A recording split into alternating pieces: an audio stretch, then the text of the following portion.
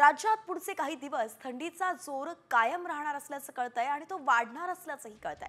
राज्यातल्या अनेक भागांमध्ये तापमान हे 10 अंशांच्या खाली जाण्याचा अंदाज आहे। मराठवाडा, विदर्भ आणि उत्तर महाराष्ट्रात 1 अंकी तापमान नोंदवलं जाण्याची शक्यता वर्तवण्यात आली आहे। तर मुंबईसोबत कोकणातल्या अनेक शहरांचा पारा हा 14 अंशांच्याही आसपास राहील। हिमाचल प्रदेश, काश्मीरमध्ये बर्फवृष्टी होतीये आणि त्यामुळे उत्तर भारतातून गार वाऱ्याचा प्रभाव अधिक वाढलाय। त्यामुळेच राज्यात सुद्धा थंडीची वाढ झाली आहे।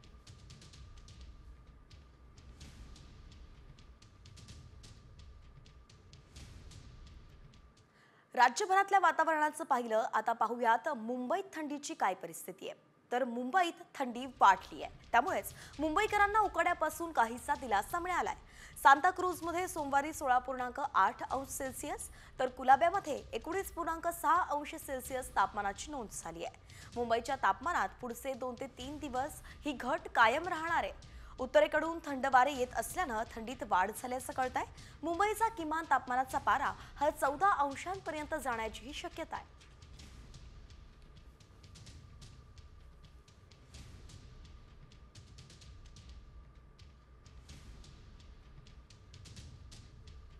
या हवामानाच्या बातम्यानंतर आता शेतीमातीच्या बातम्यांचा वेगवान आढावा घेऊया टॉप 10 मधून।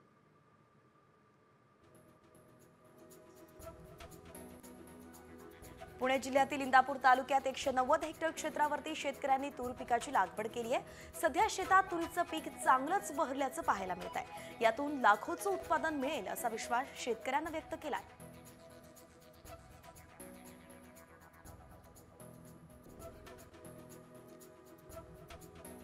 नाशिकच्या बागलाणमध्ये कडाक्याच्या थंडीत शेतकऱ्यांना रात्री कांदा लागवड करावा लागतोय। तालुक्यातील प्रचंड मजूर टंचाई आणि विजेचा भार नियमांमुळेच शेतकऱ्यांना युद्धाचा प्रसंग करावा लागतोय। तसंच शेतकरी जीव धोक्यात घालून कांदा लागवड करतायत।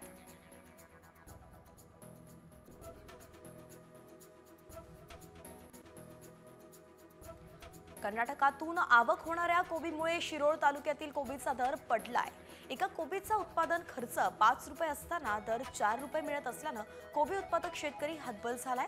काही शेतकऱ्यांनी दर मिळत नसल्यानं कोबी शेतावरतीच ट्रॅक्टर फिरवलाय।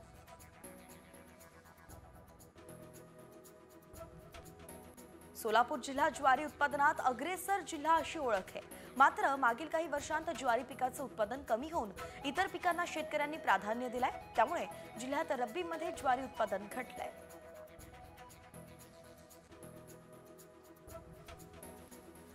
सांगली, तासगाव आणि पंढरपूर या बाजारपेठांमध्ये बेदाण्याच्या मागणीत वाढ झाली आहे। त्यामुळे बेदाण्याचे दर प्रति किलो 40 रुपयांनी वाढलेत।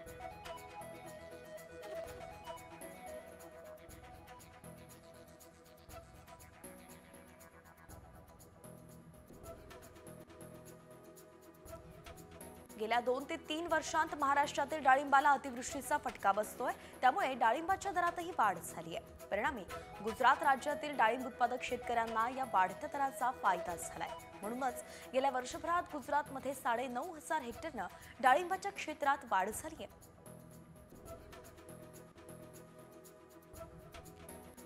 देशातील रब्बीची पेरणी अंतिम टप्प्यात आली आहे। आतापर्यंत देशात हरभऱ्याची जवळपास 94 लाख हेक्टरवरती पेरणी झाली आहे। हरभऱ्याची पेरणी गेल्या वर्षीपेक्षा 1% आघाडीवरती नाहीये आणि म्हणून यंदा हरभरा उत्पादनात मोठ्या वाढीची शक्यता धूसर असल्याची चर्चा बाजारात सुरू आहे।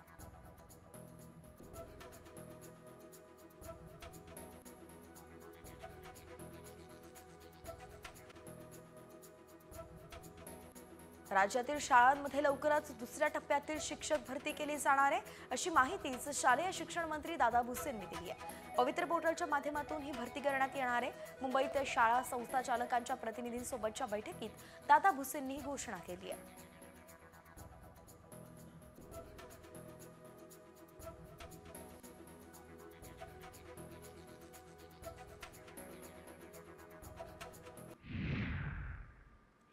ई-केवायसी नसल्यानं अनेक महिलांना लाडकी बहीण योजनेचे पैसे मिळाले नाहीयेत। बँकेच्या गलथान कारभाराचा फटका महिलांना बसलाय। ई-केवायसीसाठी एसबीआय बँकेसमोर महिला थंडीत रात्र जागून काढताना दिसतात। सकाळी लवकर आपला नंबर लागेल या आशेवरती या महिला रात्रभर बँकेसमोरच बसल्यात।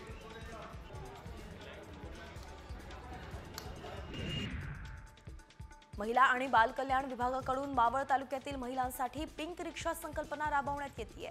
यामध्ये 70% कर्ज आणि 20% सबसिडी देण्यात येणार आहे, तर फक्त 10% रक्कम ही महिलांना द्यावी लागणार आहे। या योजनेचा फॉर्म अंगणवाडीमध्ये उपलब्ध आहे। चंद्रपूर जिल्हा मध्यवर्ती सहकारी बँकेच्या पदभरतीवरून वाद वाढतच चाललेला आहे। तब्बल 350 जागांच्या पदभरतीच्या संविधानानुसार मान्य आरक्षण डावलल्याच्या मुद्द्यावरून बँक मुख्यालयासमोर ठिय्या आंदोलन करण्यात आलं। सुधीर मुनगंटीवारांनी आंदोलकांची भेटही घेतली।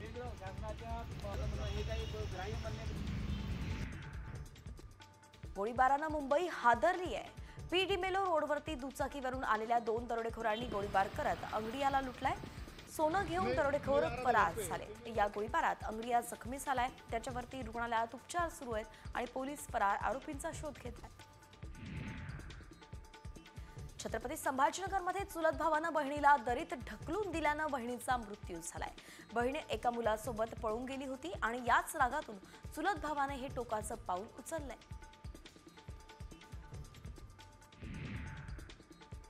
मुंबईतलं प्रदूषण कायम आहे। गोवंडी आणि शिवाजीनगरमधील हवा वाईट आहे, तर बोरीवलीतील समाधानकारक हवेची नोंद झाली आहे। मुंबईच्या हवेची गुणवत्ता खालावल्यानं आता मुंबई महापालिकेनं कठोर उपाययोजना सुरू केल्या आहेत। त्यामुळे मुंबईकरांना आरोग्याच्या समस्यांना सामोरं जावं लागतंय।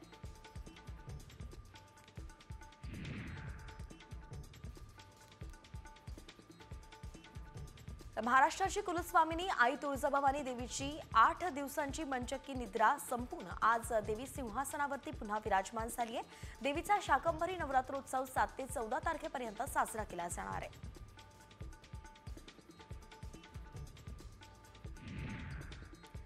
तुळजाभवानी देवीच्या मंचकी निद्रेच्या काळात देवीच्या मुख्य गाभाऱ्याला पुरातन झळाळी देण्यात आली आहे।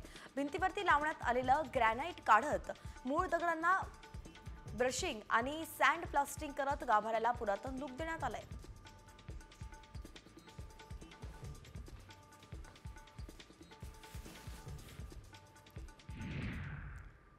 आणि आता बातमी सगळ्यांसाठीच अत्यंत महत्त्वाची आहे, कारण अखेर ज्याची भीती होती तीच घटना घडली आहे। चीनच्या HMPVचा अखेर भारतात शिरकाव झालाय। देशभरात 6 रुग्णांची नोंद झाली आहे। महाराष्ट्राच्या दोन्ही शेजारी राज्यांमध्ये रुग्ण आढळलेत। गुजरातमध्ये 1 तर कर्नाटकात 2 रुग्ण आढळलेत।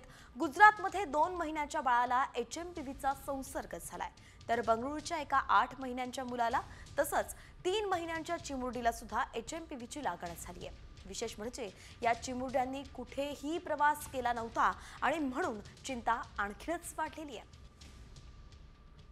कर्नाटक गुजरातमध्ये नेमकं किती रुग्ण आढळलेत आपण ग्राफिक्सच्या माध्यमातून सविस्तरपणे पाहूयात। तर चेन्नईमध्ये 2 रुग्ण आहेत आणि कोलकातामध्ये 1 रुग्ण आहे। कर्नाटकमध्ये 2 रुग्ण आणि गुजरातमध्ये 1 रुग्ण आढळलाय।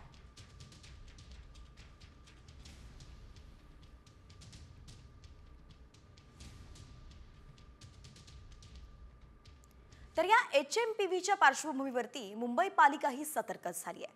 मुंबईत HMPVचा कोणताही रुग्ण आढळलेला नाहीये। दरम्यान पालिकेच्या सार्वजनिक आरोग्य विभागानं नागरिकांना सूचनांचं पालन करण्याचं आवाहन केलंय। कोरोनासारख्या HMPVनं भारतात शिरकाव केलाय आणि म्हणून आरोग्य व्यवस्था आता अलर्ट मोडवरती आली आहे।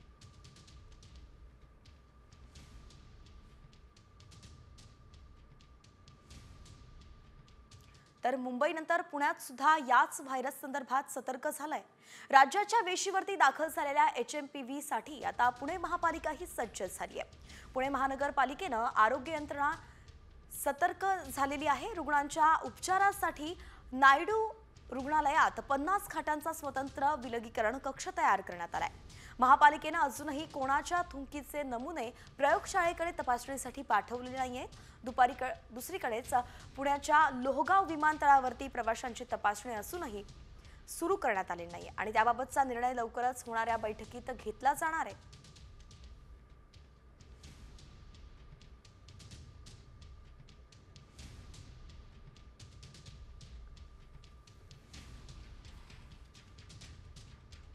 आणि यानंतर आता वळूयात न्यूज पॉइंट 20 कडे। राजकीय बातम्यांचा वेगवान आढावा घेऊयात। जोपर्यंत पुरावा नाही तोपर्यंत धनंजय मुंडेंवरती कारवाई होणार नाही अशी माहितीच साम टीव्हीला सूत्रांकडून मिळतेय। उपमुख्यमंत्री अजित पवारांनी धनंजय मुंडेंबाबत ही भूमिका घेतल्याची माहिती सूत्रांनी दिली आहे।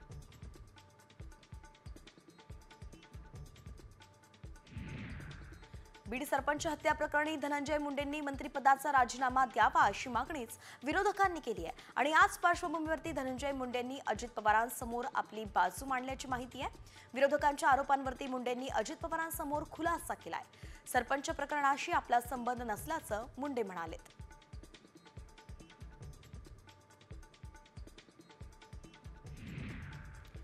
बीड सरपंच हत्येप्रकरणी विजय वडेट्टीवार यांनी धनंजय मुंडेंवरती गंभीर आरोप केलेत। आरोपींवरती मुंडेंचा वरद हस्त असल्याचं वडेट्टीवार म्हणालेत। तर या तपास पूर्ण होईपर्यंत मुंडेंना बिनखात्याचं मंत्री करण्याची मागणी धसांनी केली आहे।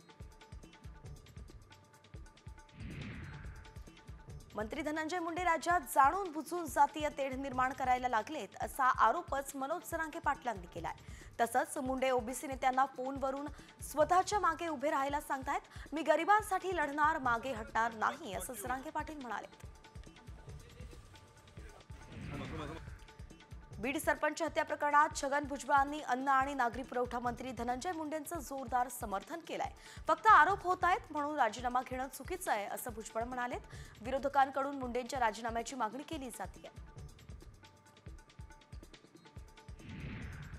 बीड सरपंच हत्या प्रकरणी सर्वपक्षीय शिष्टमंडळानं राज्यपालांची भेट घेतली आहे। यावेळी मंत्री धनंजय मुंडेंचा राजीनामा घ्यावा अशी मागणी करण्यात आली आहे। या शिष्टमंडळात संभाजीराजे छत्रपती, खासदार बजरंग सोनावणे, आमदार अंबादास दानवे, विजय वडेट्टीवार, संदीप क्षीरसागर आणि सुरेश धस तसंच ज्योती मेटेंचाही समावेश होता।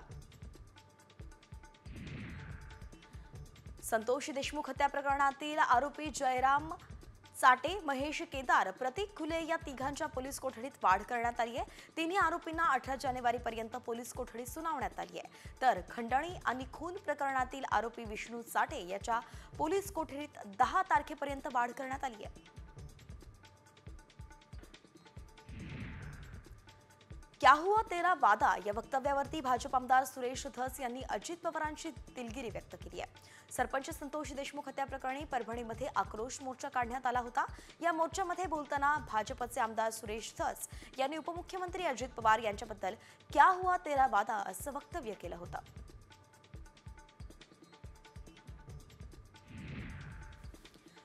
नितीन बिक्कड यांनी आमदार सुरेश धस यांचे आरोप फेटाळलेत। खंडणी प्रकरणात आपला काही संबंध नाहीये। सुरेश धसांच्या विरोधात वकिलाचा सल्ला घेऊन कायदेशीर कारवाई करणार असल्याचं बिक्कड यांनी सांगितलंय। तर खंडणी प्रकरणातील डील दरम्यान धनंजय मुंडेंच्या घरी नितीन बिक्कड उपस्थित होते असा गंभीर आरोपच भाजप आमदार सुरेश धस यांनी केला होता।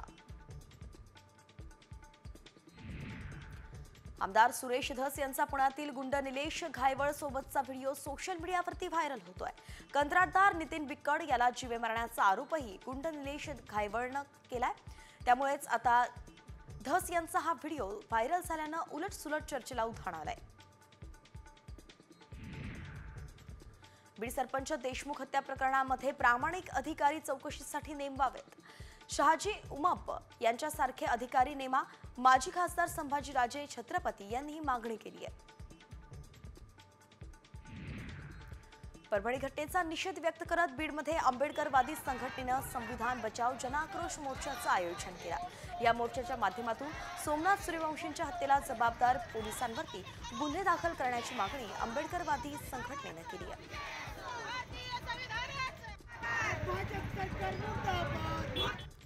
मनोज जरांगे पाटलांवरती बीड जिल्ह्यातील विविध 4 पोलीस ठाण्यात गुन्हा दाखल झालाय। परळी बीड नंतर आता अंबाजोगाई आणि धारूरमध्ये अदखलपात्र गुन्हा दाखल झालाय। धनंजय मुंडेंसह वंजारी समाजाविषयी आक्षेपार्ह वक्तव्य केल्यानं हा गुन्हा दाखल झालाय। पणवेत जरांगेंनी थेट घरात घुसून मारण्याची भाषा केल्यानं पुण्यात ओबीसी बांधव संतापलेत।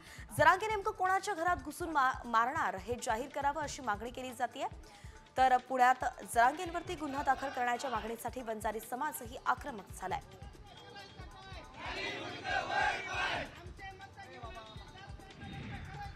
मनोज जरांगेंनी मंत्री धनंजय मुंडेंबद्दल आक्षेपार्ह विधान केल्याच्या वक्तव्यावरून वाशिममध्ये बंजारी समाज आक्रमक झालाय। जिल्हाधिकारी कार्यालयावरती घोषणाबाजी करत निषेध मोर्चा काढण्यात आला।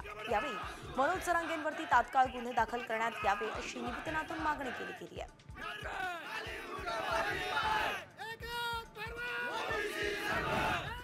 मंत्री पंकजा मुंडे यांनी केंद्रीय गृहमंत्री अमित शहा यांची भेट घेतली आहे। मंत्री झाल्यानंतर पहिल्यांदाच पंकजा मुंडे यांनी अमित शहा यांची सदिच्छा भेट घेतल्याची माहिती मिळते आहे। संतोष देशमुखांच्या प्रकरणासंदर्भात भेटीत चर्चा झाल्याची शक्यता आहे।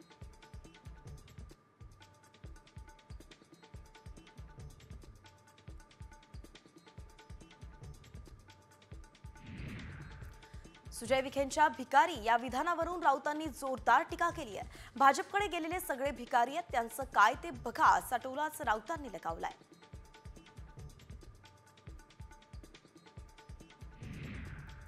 सुजय विखेंच्या विधानाचा सुषमा अंधारेंनी समाचार घेतलाय। विखेंनी भिकारी शब्दाचा वापर करून साई भक्तांचा अपमान केलाय। शिर्डीत मोफत जेवण मिळतं याचा पोटसूळ विखेंना कशासाठी असा सवाल सुद्धा अंधारेंनी उपस्थित केलाय।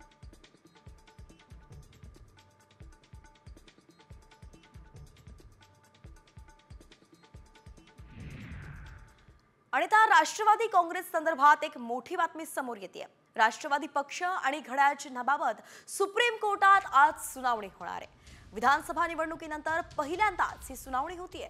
पक्ष आणि चिन्ह अजित पवार यांना देण्याच्या निवडणूक आयोगाच्या निर्णयाविरोधात शरद पवारांच्या पक्षानं सुप्रीम कोर्टात याचिका दाखल केली आहे। दरम्यान विधानसभा निवडणुकीच्या प्रचारात अजित पवारांची राष्ट्रवादी शरद पवार यांचा फोटो आणि नाव वापरत असल्याचा आरोपही त्यांच्यावरती करण्यात आला होता आणि त्यानंतर कोर्टानं अजित पवारांच्या राष्ट्रवादीला पवारांचा फोटो नाव वापरू नये असे निर्देश दिले होते।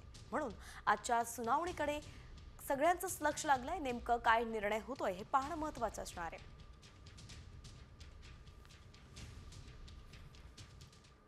आणि आता पुन्हा न्यूज पॉइंट 20 कडे वळूयात। उर्वरित बातम्यांचा वेगवान आढावा घेऊयात। उपमुख्यमंत्री अजित पवारांनी कार्यकर्त्याला उद्देशून केलेल्या वक्तव्यावरून राजकारण तापलंय।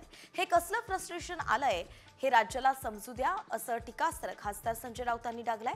अजित पवारांनी एका कार्यक्रमात तुम्ही मतं दिली म्हणजे माझे मालक नाही झालात असं विधान केलं होतं। मतदार हेच मालक असल्याचे खडे बोल राष्ट्रवादीचे नेते छगन भुजबळांनी अजित पवारांना सुनावलेत। मत दिलं म्हणजे मालक नाही झालात हे अजित पवारांचं विधान चुकीचं असल्याचं भुजबळ म्हणालेत।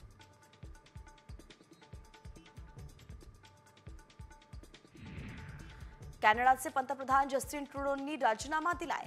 खासदारांच्या विरोधामुळे ट्रुडोंनी पंतप्रधान पदाचा राजीनामा दिलाय। ट्रुडो यांच्या विरोधात सदस्यांमध्ये नाराजी असल्यामुळे पक्षात खासदारांकडून ट्रुडोंचा उघडपणे विरोध करण्यात आला। त्यांना दूर करण्याकरिताच स्वाक्षरी मोहीम सुद्धा राबवण्यात आली होती। मराठा आरक्षणासाठी 25 जानेवारीपासून सामूहिक आमरण उपोषण करणार असल्याचं मनोज जरांगे पाटलांनी म्हटलंय। तर आरक्षणाची लढाई कमी कधीच होणार नसल्याचा इशाराही ओबीसी नेत्यांना जरांगे पाटलांनी दिलाय। मंत्री शिवेंद्रराजेंनी शशिकांत शिंदेंवरती पलटवार केलाय। लाडकी बहीण योजनेमुळे विधानसभा निवडणुकीत महाविकास आघाडीला फटका बसल्यामुळे या योजनेला शशिकांत शिंदे बदनाम करत आहेत असं मंत्री शिवेंद्रराजे भोसले म्हणालेत। आमदार शशिकांत शिंदेंनी लाडकी बहीण योजनेच्या निकषांबाबत प्रश्न उपस्थित केले होते। सिंधुदुर्गातल्या 156 ठिकाणांच्या जागांवरती वक्फ बोर्डानं दावा ठोकलाय। देवगड, कणकवली, कुडाळ तालुक्यातल्या या जागा आहेत। यात शेतजमिनींवर सुद्धा वक्फ बोर्डानं दावा ठोकलाय आणि याआधी मंत्री नितेश राणेंनी सिंधुदुर्ग जिल्ह्यातल्या 50% जागा आणि देवस्थानांवरती वक्फ बोर्डानं हक्क सांगितल्याचा दावा केला होता। उपमुख्यमंत्री एकनाथ शिंदे यांना धमकी देणाऱ्या तरुणाला ठाण्यातील श्रीनगर पोलिसांनी अटक केली आहे। अवघ्या 8 तासांत या तरुणाला अटक करण्यात आली आहे। काल एकनाथ शिंदेंना व्हिडिओ व्हायरल करत या तरुणानं धमकी दिली होती।